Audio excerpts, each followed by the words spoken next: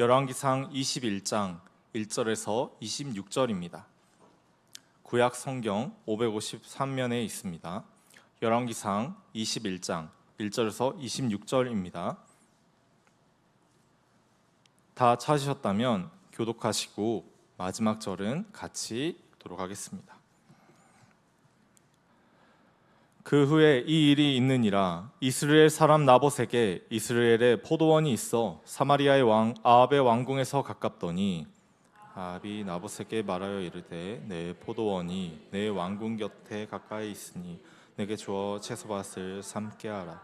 내가 그 대신에 그보다 더 아름다운 포도원을 내게 줄 것이요 만일 내가 좋게 여기면 그 값을 돈으로 내게 주리라.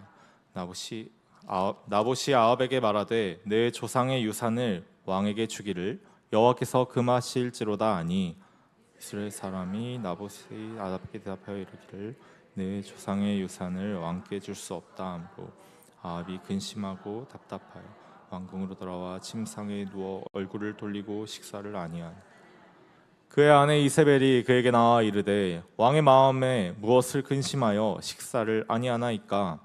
왕이 그에게 이르되 내가 이스라엘 사람 나봇에게 말하여 이르기를 내 포도원을 내게 주되 돈으로 바꾸거나 만일 내가 좋아하면 내가 그 대신에 포도원을 내게 주리라 한즉 그가 대답하기를 내가 내 포도원을 내게 주지 아니하겠노라 하기 때문이로다. 그의 아내 이세벨이 그에게 이르되 왕이 지금 이스라엘 나라를 다스리시나이까 일어나 식사를 하시고 마음을 즐겁게 하소서. 내가 이스라엘 사람 나봇의 포도원을 왕께 드리리이다 하고 아합의 이름으로 편지들을 쓰고 그 인을 치고 봉하여 그의 성읍에서 나봇과 함께 사는 장로와 귀족들에게 보내니 그 편지 사연에 이르기를 금식을 선포하고 나봇을 백성 가운데 높이 앉힌 후에 불량자 두 사람을 그의 앞에 마주 앉히고 그에게 대하여 증거하기를 내가 하나님과 왕을 저주하였다 하게 하고 곧 그를 끌고 나가서 돌로 쳐 죽이라 하였더라. 그의 성읍 사람 곧 그의 성읍에 사는 장로와 귀족들이 이세벨의 지시 곧 그가 자기들에게 보낸 편지에 쓴 대로 하여 금식을 선포하고 나봇을 백성 가운데 높이 앉히매 때에 불량자 두 사람이 들어와 그의 앞에 앉고 백성 앞에서 나봇에게 대하여 증언을 하여 이르기를 나봇이 하나님과 왕을 저주하였다 하매 무리가 그를 성읍 밖으로 끌고 나가서 돌로 쳐 죽이고 이세벨에게 통보하기를 나봇이 돌에 맞아 죽었나이다 하니 이세벨이 나봇이 돌에 맞아 죽었다함을 듣고 이세벨이 아합에게 이르되 일어나 그 이스라엘 사람 나봇이 돈으로 바꾸어 주기를 싫어하던 나봇의 포도원을 차지하소서. 나봇이 살아있지 아니하고 죽었나이다. 아합은 나봇이 죽었다함을 듣고 곧 일어나 이스라엘 사람 나봇의 포도원을 차지하러 그리로 내려갔더라. 여호와의 말씀이 디셋 사람 엘리야에게 임하여 이르시되 너는 일어나 내려가서 사마리아에 있는 이스라엘의 아합 왕을 만나라. 그가 나봇의 포도원을 차지하러 그리로 내려갔나니 너는 그에게 말하여 이르기를 여호와의 말씀이 내가 죽이고 또 빼앗았느냐고 하셨다 하고 또 그에게 이르기를 여호와의 말씀이 개들이 나봇의 피를 핥은 곳에서 개들이 내 피 곧 내 몸의 피도 핥으리라 하였다 하라. 아합이 엘리야에게 이르되 내 대적자여 내가 나를 찾았느냐. 대답하되 내가 찾았노라. 내가 내 자신을 팔아 여호와 보시기에 악을 행하였으므로 여호와의 말씀이 내가 재앙을 내게 내려 너를 쓸어버리되 내게 속한 남자는 이스라엘 가운데 매인자나 노인자를 다 멸할 것이요 또 내 집이 느바세 아들 여로보암의 집처럼 되게 하고 아히야의 아들 바하사의 집처럼 되게 하리니 이는 내가 나를 노하게 하고 이스라엘이 범죄하게 한 까닭이니라 하셨고 이세벨에게 대하여도 여호와께서 말씀하여 이르시되 개들이 이스라엘 성읍 곁에서 이세벨을 먹을지라. 아합에게 속한 자로서 성읍에서 죽은 자는 개들이 먹고 들에서 죽은 자는 공중의 새들이 먹으리라 하셨느니라. 예로부터 아합과 같이 그 자신을 팔아 여호와 앞에서 악을 행한 자가 없음은 그를 그의 아내 이세벨이 충동하였음이라. 다같이 그가 여호와께서 이스라엘 자손 앞에서 쫓아내신 아모리 사람의 모든 행함 같이 우상에게 복종하여 심히 가증하게 행하였더라. 아멘. 네. 이 추운 겨울날 하나님 아버지의 집에 이 수요 예배의 자리에 나오신 여러분 다시 한번 진심으로 환영합니다. 네. 우리는 크고 좋은 집에 가면 궁궐 같은 집, 대궐 같은 집이라고 말하곤 합니다. 옛날 왕들이 살았던 집이 그만큼 크고 넓고 쾌적하고 좋았기 때문입니다. 그런데 우리는 나름대로 궁궐 같은 집에 살아봤을지는 모르겠지만 실제로 왕으로서 대궐에 살아본 사람은 이 중에 없기에 궁궐에도 종류가 있다는 사실은 잘 알아차리지 못하곤 합니다. 동서양을 막론하고 이 왕궁에는 크게 두 가지 종류가 있습니다. 하나는 정무를 보거나 국무회의를 하거나 재판 등을 행하는, 즉 사무적인 일을 하는 정궁이 있고요. 또 다른 하나는 연회를 하거나 사신을 대접하거나 일상적인 휴식을 누리면서 왕과 왕족들의 생활 공간으로 사용하는 별궁이 있습니다. 가령 조선시대의 정궁은 어디일까요, 여러분? 조선 왕조의 경복궁이죠. 경복궁, 우리가 잘 알고 있는. 그리고 별궁은 어디일까요? 별궁. 별궁은 창덕궁과 창경궁이 있습니다. 이처럼 오늘 본문에 등장하는 아합 왕가도 정치적, 행정적 기능을 수행하는 수도인 사마리아가 있었지만 이 사마리아는 고지대에 위치해 있기 때문에 겨울이 되면 춥고 비가 많이 내렸습니다. 그래서 겨울이 되면 따뜻한 이스라엘 골짜기에 위치한 아합 왕가의 별궁에 와서 살았던 것입니다. 고대 근동의 왕족들은 우리가 주일 설교를 잘 들으셨으면 알겠지만 봄이 되어 왕들이 출전하는 시기가 오기 전까지 이런 방식으로 휴식기를 보냈습니다. 이 겨울 동안 왕족들은 다가올 1년을 계획했고 반대로 백성들은 이 겨울 동안 이 이른비가 내리는 시기를 놓치지 않고 땅에는 씨를 뿌리고 가축들에게 풀을 먹이며 바쁜 시간을 보냈습니다. 그런데 이 아합의 이스라엘 별궁 근처에는 한 포도원이 있었습니다. 그 포도원의 주인은 이스라엘 땅 토박이인 이사갈 지파의 나봇이었습니다. 여호수아 19장 17절에서 18절까지의 말씀입니다.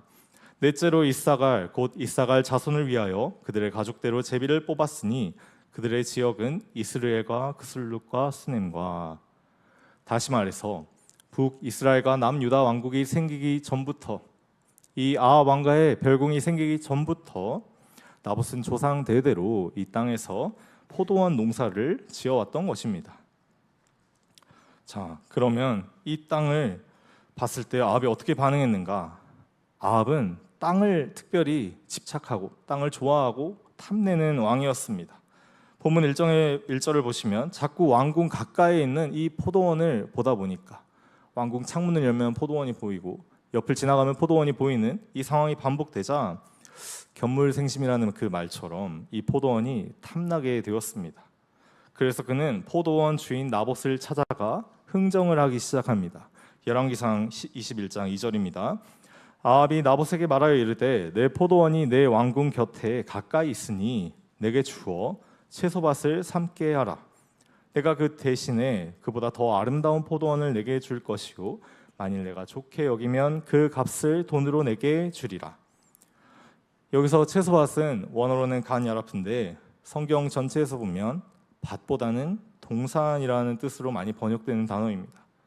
물론 아합 왕이 소일거리로 농사짓는 취미가 있을 수도 있지만 이 전체 성경이나 본문의 맥락상 정원으로 해석하는 게 좀 더 합당할 것 같습니다. 한마디로 꽃과 식물을 키우는 정원을 만들면 마침 이 별궁에서 쉴 때 그 여태 아름다운 이 정원이 있으면 얼마나 좋겠습니까? 그래서 아합 왕은 이렇게 제안하고 있는 것입니다. 이 포도원을 내가 사겠다. 마침 시기도 딱 좋은 시기였습니다. 포도는 9월쯤이면 수확이 다 끝나기 때문에 이 겨울은 특히나 포도원을 매입하기에 딱 좋은 시기였습니다. 아합 왕은 나봇에게 아주 좋은 조건을 제시하고 있습니다. 나봇의 포도원보다 더 좋은 품질의 포도가 생산되는 포도원과 맞바꾸자고 말하고 있습니다. 만약 그것이 싫다면, 이사가고 나는 새로운 곳에 사는 게 싫다, 만약 싫다면 아주 많은 돈을 줘서 제대로 된 값을 치러서, 가격을 치러서 그 포도원을 사겠다고 말하고 있습니다. 보통 사람들 같았다면 같이 손잡고 바로 둘이서 같이 공인중개사에 들어갔을 텐데 이 나봇의 대답은 좀 특이합니다.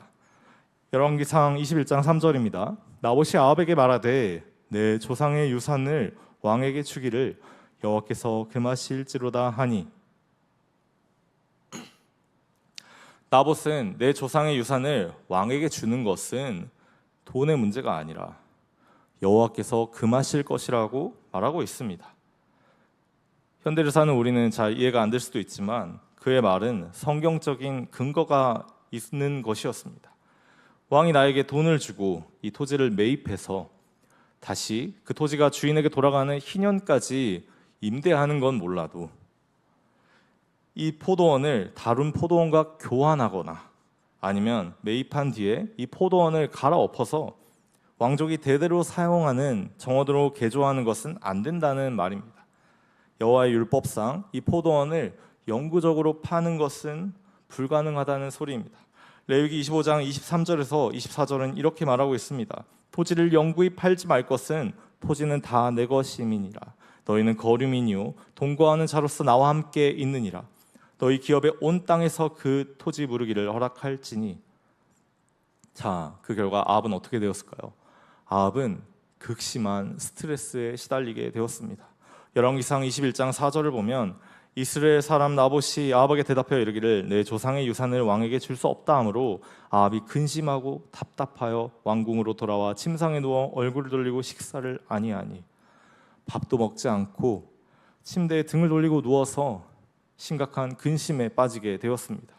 포도원 땅이 너무 가지고 싶어서 이미 마음속으로는 이 포도원 땅을 사면 어떻게 예쁜 정원으로 개조할까? 정말 베르사유 궁전의 그 정원들처럼 아름다운 장미도 심고 백합도 심고 정말 어떻게 예쁘게 만들까라는 이 계획을 마음 안에 다 세워놨는데 땅 주인이 안 팔겠다고 하니까, 아니 돈을 줘도 안 팔겠다고 하니까, 더 좋은 땅을 줘도 안 팔겠다고 하니까 이거는 출구가 없는 것입니다. 너무나 속이 답답했습니다. 여호와의 율법을 근거로 매매를 거절했기 때문에 아합은 여호와의 율법을 준수할 의무가 있는 왕으로서 도무지 나봇의 포도원을 얻을 방법이 존재하지 않았습니다. 에스겔 46장 18절은 이렇게 말합니다. 군주는 백성의 기업을 빼앗아 그 산업에서 쫓아내지 못할지니 군주가 자기 아들에게 기업으로 줄 것은 자기 산업으로만 할 것임이라. 백성이 각각 그 산업을 떠나 흩어지지 않게 할 것이니라. 성경 말씀은 군주가 백성의 재산을 자신의 권력이나 지위를 이용해서 빼앗는 것을 금하고 있습니다. 여호와의 율법이 그것을 금하고 있습니다. 그거는 해서는 안 되는 일입니다. 그래서 사실 아합은 여기서 포기했어야 했습니다. 왕궁 곁에 포도원을 자신만을 위한 정원으로 재개발하고 싶었던 자신의 헛된 욕심을 인정하고 이스라엘의 합법적인 군주로서 그 마음을 내려놓았어야 했습니다. 그런데 그때 그의 아내 이세벨이 찾아와서 이렇게 묻습니다. 왕이 밥을 안 먹으니까 여보 왜 그래? 여보 왜 밥을 안 먹고 그래? 기껏 이렇게 휴가를 왔는데, 쉬러 왔는데, 놀러 왔는데 이거 뭐 하는 짓이야 이게? 대체 왜 그래? 무슨 일인지 좀 말 좀 해봐. 막 끙끙 앓으면서 아무 말도 못하고 벽을 향해 누워있는 이 아합이 너무 답답한 이 마음을 가지고 아내에게 나봇의 포도원에 대한 이야기를 하기 시작합니다. 나봇 그놈이 포도원을 안 팔고 내가 돈을 준다고 해도 싫다 하고 내가 바꿔준다고 해도 싫다 하고 이제 하소연을 하는 것이죠. 그러자 이세벨은 정말 어이가 없다는 듯이 웃으면서 이렇게 말합니다. 열왕기상 21장 7절입니다. 그의 아내 이세벨이 그에게 이르되 왕이 지금 이스라엘 나라를 다스리시나이까 일어나 식사를 하시고 마음을 즐겁게 하소서. 내가 이스라엘 사람 나봇의 포도원을 왕께 드리리다 하고. 어떻게 보면 앞부분은 왕을 비꼰 것입니다. 아니 당신이 이스라엘 왕은 맞아? 대체 왜 그런 걸 가지고 고민하고 있어? 그런 거 걱정하지 말고 가서 밥 먹고 편하게 마음 내려놓고 있어. 내가 다 알아서 잘 해결할게. 대체 어떻게 해결하겠다는 걸까요? 우리의 마음 안에 이런 궁금증이 생기곤 합니다. 이세벨은 어떻게 여호와의 율법에 따라 팔지 않겠다고 이미 선언해버린 이 나봇의 포도원을 자기가 구해올 수 있다고 공언하고 있는 것일까요? 어떻게 이렇게 호언장담할 수 있는 것일까요? 먼저 이세벨은 성읍의 장로와 귀족들에게 아합 왕의 이름으로 왕의 직인을 찍은 편지를 씁니다. 그 내용은 이렇습니다. 백성들에게 금식을 선포하고 나봇을 사람들이 잘 보이는 위치에 높이 세워서 앉힌 뒤에 두 사람을 사주해서 나봇이 하나님과 왕을 저주했다고 거짓으로 증언하게 한 뒤 율법에 따라 돌로 쳐서 죽이는 것이었습니다. 레위기 24장 16절입니다. 여호와의 이름을 모독하면 그를 반드시 죽일지니 온 회중이 돌로 그를 칠 것이니라. 거류민이든지 본토인이든지 여호와의 이름을 모독하면 그를 죽일지니라. 왕비 이세벨은 시돈 출신의 이방인 사람이었지만 이스라엘의 율법에 대해서 잘 알고 있었습니다. 그녀는 여호와의 이름을 모독한 사람은 온 회중이 모여서 돌로 쳐서 죽여야 한다는 사실을 이 레위기의 말씀을 알고 있었습니다. 이세벨은 이 레위기의 말씀만 알고 있는 것이 아니었습니다. 신명기 17장 6절입니다. 죽일 자를 두 사람이나 세 사람의 증언으로 죽일 것이요 한 사람의 증언으로는 죽이지 말 것이며, 이세벨의 계획은 아주 치밀했습니다. 이세벨은 혹시라도 나봇이 저항하거나 반론을 제기할 가능성까지 염두에 둬서 거짓 증인 2명을 미리 준비했습니다. 그녀는 신명기의 이 말씀도 알고 있었습니다. 그래서 나봇이 사형 판결을 피해갈 수 없게끔 이미 설계를 한 것입니다. 성경은 나봇의 대사를 더는 기록하지 않고 있습니다. 나봇은 아무런 말도 하지 않습니다. 두 사람의 증인이 자신을 참소하는 이 상황에서 변호하는 것이 무의미하다는 걸 이미 알고 있었기 때문입니다. 이미 성읍의 장로들은 매수되었고 재판의 결과는 정해져 있었습니다. 사형이 선고되고 사람들이 던지는 돌을 맞으면서도 그는 아무런 말도 하지 않았습니다. 말씀을 지키던 나봇은 아이러니하게도 말씀을 이용한 거짓 재판에 의해 죽었습니다. 그의 시신은 장례도 치르지 못해 방치되었고 들깨들이 나봇의 피를 핥았습니다.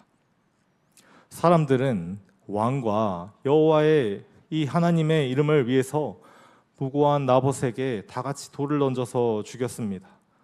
여러분, 그렇습니다. 이세벨의 이 살인 교사는 추악하게도 경건과 율법의 탈을 쓰고 있었습니다. 경건한 척, 거룩한 척은 다 했지만 우리는 율법에 의해서 여호와 하나님의 이름을 위해서, 왕의 이름을 위해서 나봇을 죽였다고 말하고 있지만 그 안에는 추악한 탐욕과 술수가 있었습니다. 이세벨의 범죄는 이것이 끝이 아니었습니다. 오늘 본문에 나오지 않지만 열왕기하 9장 26절을 보면 여호와께서 말씀하시기를 내가 어제 나봇의 피와 그의 아들들의 피를 분명히 보았노라. 여호와께서 또 말씀하시기를 이 토지에서 내게 갚으리라 하셨으니 그런즉 여호와의 말씀대로 그의 시체를 가져다 이 밭에 던질지니라 하는지라. 왕비 이세벨은 나봇이 죽고 나면 아버지의 유산을 상속받게 될 그 이사갈 지파의 어린 아들들까지도 모두 죽였습니다. 아무도 포도원의 소유권을 주장할 수 없게끔, 그 누구도 나봇의 포도원을 상속받을 수 없게끔 나봇 가문에 대를 끊어놓은 것입니다. 여호와 하나님의 이름으로 율법에 따른 재판이라고 말하면서 이 끔찍한 범죄들을 저지른 것입니다. 그리고 나선 자랑스럽게 아합에게 찾아가서 보고하곤 합니다. 본문 15절입니다. 이세벨이 나봇이 돌에 맞아 죽었다 함을 듣고 이세벨이 아합에게 이르되 일어나 그 이스라엘 사람 나봇이 돈으로 바꾸어 주기를 싫어하던 나봇의 포도원을 차지하소서. 나봇이 살아있지 않고 죽었나이다. 이세벨의 말에는 여전히 조롱과 경멸이 느껴집니다. 돈으로 바꾸어 주기 싫어했던 이 이스라엘 촌사람 나봇의 포도원을 이제는 그가 죽었으니 아합에게 가서 차지하라고 말하고 있습니다. 여기서 아합 왕은 어떻게 반응했어야 할까요? 아합이 만약 정상적인 왕이라면, 정말 여호와 하나님을 경외하고 섬기는 왕이라면, 백성들을 바르게 통치하는 왕이라면 자신의 욕심을 뉘우치고 왕비에게 분노해야 했습니다. 그까짓 포도원을 얻기 위해 무고한 일가족을 살해한 악한 왕비 이세벨을 율법대로 벌해야만 했습니다. 그런데 실제 역사에서 아합은 이렇게 반응했습니다. 본문 16절입니다. 아합은 나봇이 죽었다 함을 듣고 곧 일어나 이스라엘 사람 나봇의 포도원을 차지하러 그리로 내려갔더라. 하지만 아합은 이 소식을 듣고선 좋다고 가서 그 나봇의 포도원을 차지했습니다. 주인이 목숨을 잃은 이 포도원은 그 포도나무들이 다 뿌리채 뽑히고 화려한 정원의 관목들로 채워지게 되었습니다. 땅을 향한 탐욕이 그를 눈멀게 만들었습니다. 이처럼 인간의 죄악된 본성에서 비롯된 탐심은 인간을 한없이 비인격적인 존재로 만듭니다. 이 모든 것은 하나님께서 보시기에 너무나 악한 일이었습니다. 그래서 여호와의 말씀이 선지자 엘리야에게 임했습니다. 주님은 말씀하십니다. 열왕기상 21장 19절입니다. 너는 그에게 말하여 이르기를 여호와의 말씀이 내가 죽이고 또 빼앗았느냐 하셨다 하고, 또 그에게 이르기를 여호와의 말씀이 개들이 나봇의 피를 핥은 곳에서 개들이 너의 피 곧 내 몸의 피도 핥으리라 하였다 하라. 또 빼앗았느냐는 이 말에서 우리는 아합의 범죄가 우발적이거나 단회성의 범죄가 아닌 것을 알 수 있습니다. 그는 상습범이었습니다. 오늘과 같은 일이 처음이 아니라 이미 몇 차례 반복되었습니다. 아합이 자신이 가지고 싶은 것이 있으면, 죽이고 빼앗고 싶은 것이 있으면 그는 꾀병을 부렸고, 그때마다 그의 아내 이세벨이 와서 여보 내가 다 알아서 할게 하고 왕의 직인을 찍어서 수많은 사람들을 죽여서 그들의 재산과 그들의 가축, 그들의 소유를 빼앗았던 것입니다. 결국 이 아합과 이세벨을 향한 여호와 하나님의 무서운 심판이 선포되고 만 것입니다. 그렇습니다. 하나님께서는 이 모든 과정을 다 아시고 그들에게 가장 합당한 심판을 예비하셨습니다. 다시 처음으로 돌아와서 생각해 보면 우리 모든 사람들에게는 살아갈 삶의 터전이 필요합니다. 가정이 있어야 되고요, 먹을 양식과 입을 옷이 있어야 되고, 잠을 잘 집이 있어야 되고, 경제활동을 할 직장이 있어야 합니다. 믿고 의지할 동료들이 필요하고, 함께 예배하는 교회 공동체가 있어야 합니다. 우리가 예수님을 믿는다고 해서 우리가 이슬만 먹고 사는 것은 아닙니다. 우리가 예수님을 믿는다고 해서 모든 사람을 등진 채로 살아가야 되는 것은 아닙니다. 우리에겐 분명히 필요한 것이 있습니다. 그때 우리가 잊지 않아야 할 것이 바로 무엇인가? 바로 하나님이 살아계시다는 사실입니다. 내가 나의 욕심을 채우기 위해서 남을 괴롭히고 빼앗고 착취하지 않아도 그것을 넉넉히 채워주실 하나님이 계시다는 사실입니다. 하나님은 살아계십니다. 전능하신 주님께서는 우리에게 살아갈 땅, 즉 기업이 필요한 것을 이미 알고 계십니다. 한 달에 가스비가 얼마나 나오는지 알고 계십니다. 우리에게 밥값으로 한 끼에 얼마가 필요한지 알고 계십니다. 물건을 집었다가 비싸서 다시 내려놓는 그 심정까지도 주님은 이미 이해하고 계십니다. 우리에게 진정한 친구가 필요하다는 것을, 우리에게 서로 사랑하는 가족이 필요하다는 것을 주님께서 알고 계시며, 그리스도 안에 하나 된 교회 공동체가 필요하다는 사실을조차도 주님은 충분히 알고 계십니다. 주님은 우리의 필요를 채우시며 우리의 자녀들을 기르시며 우리를 주야로 지켜주십니다. 사랑하는 천옥교회 성도 여러분, 우리가 삶 속에서 누리는 이 모든 것을 다 주님이 주신 것입니다. 주님은 우리에게 육체적인 생명만 주신 것이 아니라 일구며 살아갈 터전인 그 동산, 에덴과 같은 동산, 수확하며 거두고 살아갈 터전인 포도원을 주셨습니다. 즉 우리의 삶 그 자체를 주님께서 주신 것입니다. 그가 주신 생명은 흙으로만 빚은 것이 아니라 우리에게 불어넣으신 생명이 함께하는 것이었습니다. 오늘 우리는 이 말씀을 통해서 포도원을 바라보는 두 가지 시선에 대해서 알게 되었습니다. 아합에게 포도원은 단순한 재산에 불과했습니다. 그에게 있어서 포도원은 더 좋은 포도원이나 많은 돈으로 바꿀 수 있는, 교환할 수 있는 교환 가치에 불과했습니다. 그래서 그는 포도원을 팔지 않는 나봇을 이해하지 못하고 인정하지 못하고 자신의 욕심을 내려놓지 못합니다.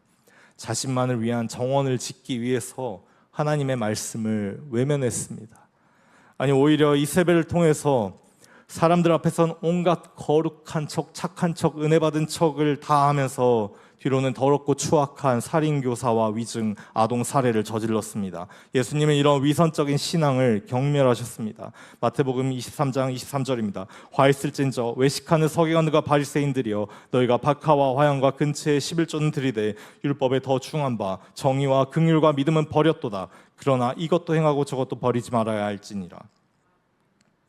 오늘날 여호와 하나님을 믿고 구주로 고백하는 사람들 가운데서도 자신의 더러운 이익을 채우기 위해서 남을 비방하고 모함하며 중상모략하는 이세벨과 같은 사람이 있습니다. 심지어 교회 공동체 안에서도 그런 악한 마음과 생각을 스스럼 없이 드러내는 경우가 있습니다. 만약 지금 이 말을 듣고 부끄러운 마음이 든다면 여러분 주님께 감사해야 합니다. 주님이 당신을 살리시려고 수치스러운 마음을 주신 것이기 때문입니다. 에스겔 18장 23절은 이렇게 말하고 있습니다. 주 여호와의 말씀이니라. 내가 어찌 악인이 죽는 것을 조금인들 기뻐하랴. 그가 돌이켜 그 길에서 떠나 사는 것을 어찌 기뻐하지 아니하겠느냐. 우리가 마음속에 돈과 권력을 향한 탐심을 가지고 있으면서 범죄하면서 겉으로만 거룩하고 경건한 척을 한다면 우리의 경건은 곧 위선이 됩니다. 하지만 디모데전서 6장 6절의 말씀처럼 그러나 자족하는 마음이 있으면 경건은 큰 이익이 되느니라고 성경은 말하고 있습니다. 자족하는 마음, 즉 겸손한 자세로 이미 주어진 것들에 주어진 삶에 만족하면서 하나님께 감사하는 마음이 있어야만 경건이 큰 이익이 될 수 있다는 것입니다. 하지만 아합과 이세벨에겐 그 자족하는 마음이 없었습니다. 아합은 땅을 탐내는 그 탐심을 버리지 못해서 땅을 빼앗기 위한 전쟁터 그 길르앗에서 자신의 목숨을 잃었습니다. 이세벨은 최후의 순간까지도 자신의 민낯을 가리기 위해 얼굴을 가리는 화장을 하면서 그 위선적인 삶을 유지한 채로 죽었습니다. 그들의 피는 이스라엘 토지, 그들이 빼앗았던 그 나봇의 땅에 흐르게 되었고 개들이 먹게 되었습니다. 우리는 왜 이런 탐심에 빠지고 위선에 사로잡힙니까? 그것은 욕심에 눈이 멀어서 살아계신 하나님께서 우리 삶의 모든 부분에 있어 주관적으로 역사한다는 사실을 잊어버렸기 때문입니다. 주님은 모든 생명을, 모든 삶을 주관하십니다. 삶의 모든 순간과 과정에서 주님의 돌보심과 인도하심을 받는 존재가 바로 우리입니다. 그리고 아무런 자격 없는 우리에게 주어진 이 셀 수 없이 많은 축복과 은혜 가운데서 가장 귀한 것이 예수 그리스도를 나의 구주로 삼는 믿음인 것을 우리는 고백해야 합니다. 그것이 바로 이 시대를 살아가는 우리에게 주어진 기업입니다. 그것이 지금 이 시대를 살아가는 우리에게 주어진 포도원인 것입니다. 나봇이 지킨 것은 자신의 눈에 보이는 포도원이 이 포도원뿐만 아니라 토지를 영구히 팔지 말라는 그 레위기의 말씀이었습니다. 나봇은 자신의 포도원을 돈과 바꾸지 않았습니다. 하나님의 말씀을 돈과 바꾸지 않았습니다. 나봇은 자신의 포도원을 더 좋은 포도원과 바꾸지 않았습니다. 더 좋은 복음, 더 좋은 믿음이 있다는 말에 그는 속지 않았습니다. 성경 말씀이 가르쳐준 신앙과 믿음을 포기하지 않았습니다.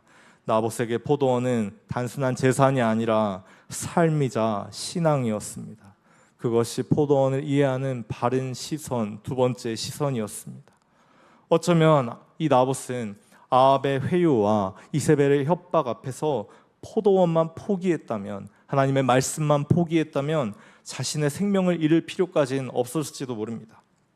하지만 그는 재판장에 끌려가는 와중에도, 불량한 거짓 증인들이 자신을 모함할 때에도, 높은 곳에서 온 사람들의 야유와 비난을 들을 때도 돌을 맞아가며 머리와 온몸에서 물과 피를 흘리며 죽어가는 그 순간에도 잠잠히 침묵하며 믿음을 포기하지 않았습니다. 대체 나봇은 왜 이렇게까지 했어야 할 것일까? 차갑게 식어버린 죽은 나봇의 시신을 바라보면 이사야서 53장 7절의 말씀이 생각납니다. 그가 곤욕을 당하여 괴로울 때에도 그의 입을 열지 아니하였으며 마치 도수장으로 끌려가는 어린 양과 털 깎는 자 앞에서 잠잠한 양같이 그의 입을 열지 아니하였다. 나봇의 죽음은 무고하게 죽임 당하실 예수 그리스도를 예표하는 하나의 표징이었습니다. 그에게는 여호와 하나님을 향한 포기할 수 없는 믿음과 사랑이 있었습니다. 자신의 목숨보다도 주님의 말씀을 선택했습니다. 그리고 그의 선택은 어리석어 보이나 이해할 수 없을 것처럼 보이나 지혜로운 선택이었습니다. 요한복음 11장 25절에서 26절입니다. 예수께서 이르시되 나는 부활이요 생명이니 나를 믿는 자는 죽어도 살겠고 무릇 살아서 나를 믿는 자는 영원히 죽지 아니하니니 이것을 내가 믿느냐. 예수님을 향한 우리의 믿음도 이와 같습니다. 나봇의 이름 이 나보트는 싹 트다는 의미를 담고 있습니다. 나봇은 말씀대로 사는 동안, 이 땅에서 사는 동안 주께서 주신 기업인 가문의 포도원을 지키다 죽었지만, 주님께서 우리에게 주신 주님의 말씀을 지키다 죽었지만 그의 영혼은 영원한 생명나무가 가득한 낙원에 거하게 되었습니다. 그는 죽었으나 성경 말씀에 충성하는 그 믿음대로 영원한 낙원에 피어난 싹이 되었습니다. 부활과 생명의 낙원에서 영원한 기쁨을 누리게 된 것입니다. 반대로 아합은 어떻습니까? 그는 원하는 포도원을 얻었습니다. 원하는 대로 포도원의 모든 나무를 뿌리채 뽑고 그곳에 자신만을 위한 아름다운 정원을 지었습니다. 그가 그 정원 안에서 백년해로하며 행복하게 살았습니까? 그렇지 않습니다. 그 정원은 화살에 맞아 죽어가는 자신의 피가 흐르는 정원이 되었습니다. 높은 곳에서 떨어져 죽은 이세벨의 시체, 피와 살점으로 가득한 죽음의 정원이 되었습니다. 개들이 그들의 피와 시체를 먹었습니다. 이 시대를 살아가는 우리 앞에는 부끄러운 탐욕에 빠진 자들의 위선적이고 악한 범죄로 꾸며진 별궁의 화려한 정원과 주를 위해 자기 목숨까지도 포기하는 정직한 믿음의 싹으로 가득한 생명의 낙원 여호와 하나님의 정궁이 있습니다. 이 추운 겨울날 여러분은 둘 중에 어느 곳에서 어떤 궁에서 평안을 찾으시겠습니까? 화려한 위선의 정원으로 꾸며진 이 세상의 별궁입니까? 아니면 생명이 보장된 거룩한 성 예루살렘입니까? 여러분은 둘 중에 어느 곳으로 들어가시겠습니까? 이 교회는 머리 대신 그리스도의 몸된 공동체입니다. 그런데 만약 이 교회 안에서의 이 시간을 서로 각자 높이고 이익을 얻으려고 위선의 가면을 뒤집어진 채로 비교하고 비난하고 판단하고 정죄하는 시간으로 사용한다면 가장 끔찍하고 두 번 다시는 가기 싫은 교회가 될 것입니다. 하지만 죄인인 우리가 잠시 그런 마음을 품었더라도, 우리 안에 잠깐 그런 생각이 들었을지라도 다시 예수님을 기억하며 돌이켜서 겸손한 마음으로 엎드려 회개하고 자족하는 마음을 가지고 정직하고 진실한 경건을 추구하며 말씀이 가르치는 원칙대로 서로 사랑하고 교제하며 힘써 말씀을 배우고 제자 훈련도 받으시고 성김과 봉사와 기도의 자리로 나아간다면 아무리 어려운 삶의 시련이 찾아온다 할지라도 매주 가고 싶은 교회가 될 것입니다. 주님께서는 그 사람의 믿음을 보시고 기도를 들으시며 생명나무가 있는 그 낙원에 거룩한 싹 나봇으로 불러주실 것입니다. 로마서 14장 8절은 이렇게 말합니다. 우리가 살아도 주를 위하여 살고 죽어도 주를 위하여 죽나니 그러므로 사나 죽으나 우리가 다 주의 것이로다. 하나님의 말씀대로 살기를 원하는 나봇처럼 살아도 죽어도 그리스도를 위해 살며 죽기를 원하는 우리 사랑스러운 천옥교회 성도들이 되시기를 원합니다. 기도하겠습니다. 사랑이 많으신 하나님 아버지, 오늘 우리는 말씀을 통해서 주님께서 우리에게 주신 삶과 은혜를 알게 되었습니다. 이 은혜에도 불구하고 위선적인 신앙에 빠져 형제를 자기 이익을 위해 속이고 빼앗는 그리고 죽이는 악한 죄인임을 고백합니다. 이 시간 우리가 그리스도의 이름을 의지하며 회개할 때 우리에게 겸손하고 자족하는 마음을 회복시켜 주사 주님이 주신 기업 예수 그리스도를 포기하지 않는 거룩한 믿음을 가진 자가 되게 하여 주옵소서. 주님의 생명나무와 낙원에 참여하는 생명의 싹을 내는 이 땅의 거룩한 씨가 되게 하여 주시옵소서. 살아계시며 우리를 위하여 수욕을 참으신 예수 그리스도의 이름으로 기도합니다. 아멘.